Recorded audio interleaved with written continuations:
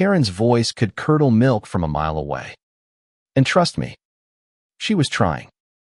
"You're ruining my property value," she screeched, her meaty finger jabbing the air like a spear, her phone already glued to her ear, summoning the cops with the glee of a toddler tattling. The summer sun was sinking, painting my backyard in bruised purples, and all I wanted was to drain my cracked, algae-infested pool without World War III erupting next door. But Karen had other plans, and they didn't involve minding her own business. It started innocently enough. My pool, a relic from the previous owners, had been leaking for weeks, turning my lawn into a swamp and sending my water bill into orbit. I'd hired a crew to drain it, fix the cracks, and maybe salvage my backyard before it became a mosquito sanctuary. The pump hummed, water gurgled out, and I was sipping a lemonade, dreaming of a quiet weekend. Then Karen stormed out, her floral muumuu flapping like a battle flag, her face redder than the tomatoes she claimed my negligence was killing in her garden. "This is an environmental disaster," she bellowed, though the only disaster was her logic. The water was draining into a city-approved runoff, not her precious petunias. I tried reasoning. "Karen, it's just pool water. It's going to the sewer system." But Karen didn't do reason. She did drama. She did 911 calls over kids skateboarding, dogs barking, or leaves crossing her property line. Last month, she'd reported my neighbor Tom for suspicious grilling because his barbecue smoke wafted her way. Now, it was my turn.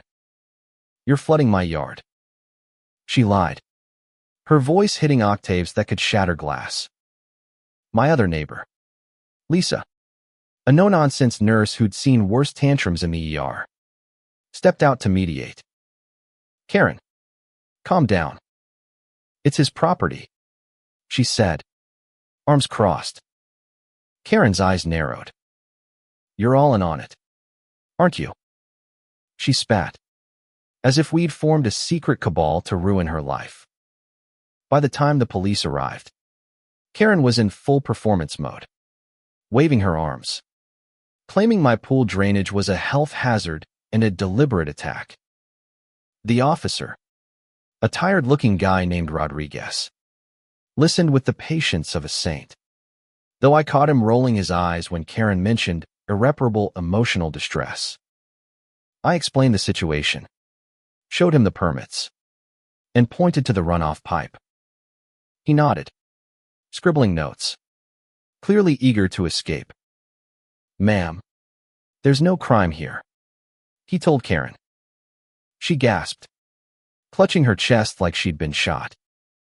"You're dismissing my rights," she shrieked, demanding his badge number. Rodriguez sighed, handed her a card, and left, probably praying he'd never see her again. You'd think that'd be the end. But Karen wasn't done. She started a campaign. First, it was passive-aggressive notes taped to my mailbox. "Your negligence is a disgrace." Then, she escalated to posting on the neighborhood app, accusing me of environmental terrorism and rallying others to stand against this injustice. She even filmed my backyard from her porch, narrating like a true crime podcaster, her voice dripping with venom. "This man thinks he's above the law," she declared, zooming in on my empty pool. The video got 200 views, mostly from nosy neighbors who'd long since tired of her antics. Lisa texted me screenshots, adding, "She's unhinged." I ignored it at first. Live and let live. Right. But Karen's crusade didn't stop. She called the city, claiming I was violating ordinances. Inspectors came, checked my permits, and left with apologies for the trouble. She reported me to the HOA, who laughed it off our HOA president, Mr. Chun. had his own Karen stories. Then came the final straw. Karen filed a formal complaint with the police, alleging I'd threatened her safety by draining my pool. She claimed the noise kept her awake. The chemicals gave her migraines. And my hostile demeanor made her fear for her life. I'd barely spoken 10 words to her. That's when I called my lawyer, Sarah Nguyen. Sarah was a shark in a blazer.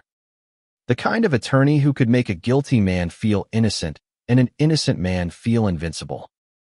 I'd met her years ago when she helped me settle a property dispute. Now, she listened to my story, her pen tapping rhythmically. "This is harassment," she said, her voice calm but lethal. "Karen's crossed a line. We're filing a counter-sue defamation, emotional distress, and malicious prosecution. $2 million. I blinked.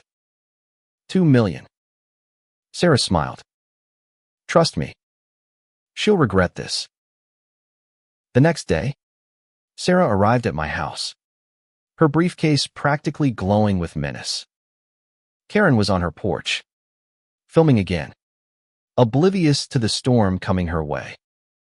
Sarah marched up, handed her a manila envelope, and said, "You've been served." Karen's face went from smug to ghost white in seconds. "What is this?" she stammered, clutching the papers.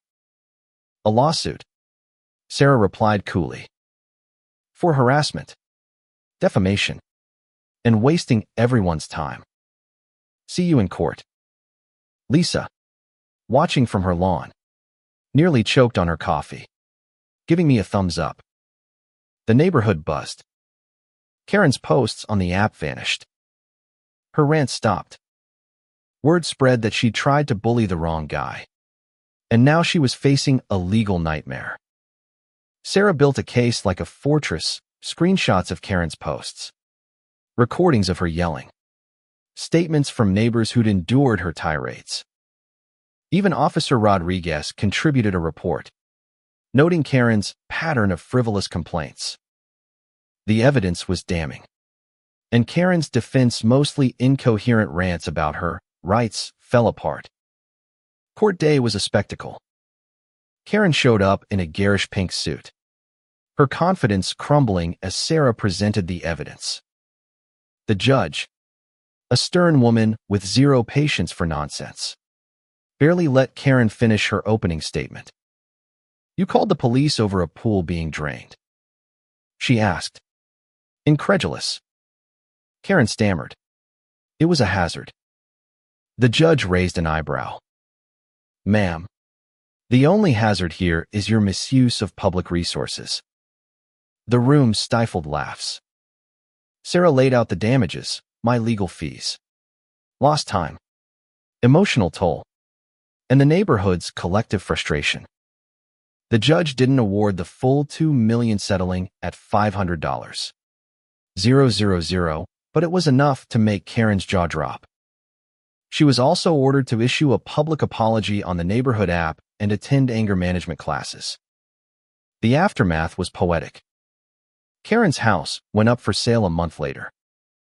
She couldn't afford the judgment and her legal fees, and the neighborhood's cold shoulder didn't help. Lisa threw a block party the day Karen's moving truck pulled away, and half the street showed up, toasting to peace at last. I didn't gloat okay. Maybe a little, but I felt vindicated. Draining my pool was my right, and Karen's attempt to weaponize her outrage backfired spectacularly. The settlement covered my legal costs and the pool repairs, with enough left for a new hot tub. I invited Lisa and Tom over to test it out, and we laughed about the saga, the bubbles soothing our frayed nerves. Karen's downfall wasn't just about money or a lawsuit. It was a reminder, actions have consequences. She'd spent years bullying neighbors, hiding behind her phone and her complaints, thinking she was untouchable. But the world doesn't bend to tantrums forever. Sometimes, it fights back quietly, legally, and with a vengeance. As I watched the sunset from my backyard, the pool now sparkling and whole, I felt a weight lift. The neighborhood was ours again, free from Karen's shadow. The end.